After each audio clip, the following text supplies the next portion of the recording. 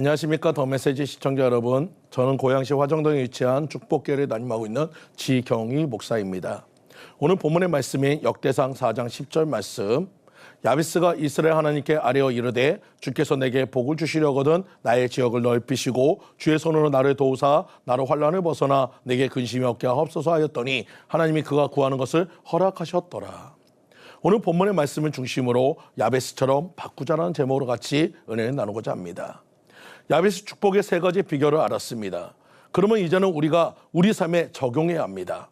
첫 번째로 야베스처럼 고난을 기도로 바꿔야 합니다. 누구나 고난이 옵니다. 그런데 고난이 왔다고 낙심한다면 아무것도 변하지 않습니다. 야베스는 세 가지 어려움이 있었고 야베스가 고통의 사람이라는 증거가 본문에 나옵니다.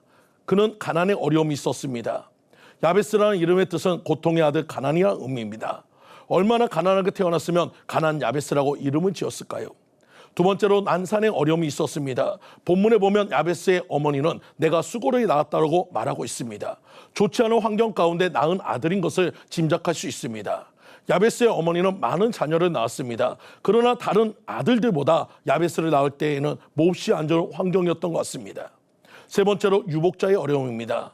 그 어미가 이름하여 야베스라 하였으니라고 했습니다. 성경에서 이름을 아버지가 짓는 것이 원칙인데 근데 야베스란 이름은 어머니가 지은 것으로 보아 아버지가 안 계셨던 것 같습니다. 야베스는 이렇게 세 가지 어려움 속에서 태어났습니다. 이 고난을 기도로 바꿨습니다. 그래서 야베스는 세 가지 기도의 제목이 필요했습니다.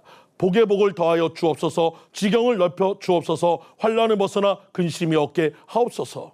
내게 필요한 것을 기도 제목으로 정함으로 인해서 축복이 시작되었습니다. 두 번째로 야베스처럼 기도가 응답되어야 합니다. 기도가 중요한 것이 아니라 응답이 중요한 것입니다.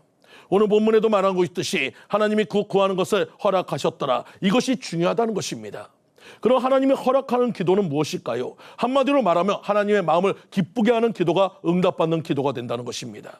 기도는 우리가 하는 것이지만 응답은 하나님이 하시는 것입니다. 그러므로 하나님을 기쁘시게 하여 드려야 기도에 응답이 있습니다. 야베스의 세 가지 기도 제목이 하나님을 기쁘시게 하여 드린 이유가 무엇일까요? 성경에 그 이유는 나타나 있지 않습니다. 그러나 그의 열매를 보아 그를 안다고 하는 예수의 말씀처럼 야베스의 열매는 너무나 좋은 것이었습니다. 가장 존귀한 사람이 되었습니다. 나중에 그의 이름이 서기관 동네 이름이 되었습니다. 그에 대한 연구 자료에 보면은 야베스는 나중에 서기관이 되었습니다. 서기관은 율법 연구가입니다. 율법에 대하여 최고 권위자들입니다. 그런데 서기관으로서 존귀하게 되었다는 말을 훌륭한 삶을 살았다는 명백한 증거인 것을 믿으시기 바랍니다. 이렇듯 복을 받았습니다. 지경이 넓어졌습니다. 환난이 없어졌습니다. 그리고 많은 사람들에게 존경받도록 살았습니다. 이것이 하나님을 기쁘시게 한 것입니다. 필요가 기도로, 기도가 응답으로 바뀌었다는 사실을 믿으시기 바랍니다. 세 번째로 야베스처럼 응답이 헌신으로 이어져야 합니다. 하나님께 기도하여 하나님께 응답받은 것은 하나님께 헌신으로 반드시 이어져야 합니다. 야베스는 이미 언급한 대로 야베스는 서기관이었습니다. 그리고 그의 이름이 동네 이름이 될 정도로 헌신적인 사람이 되었습니다.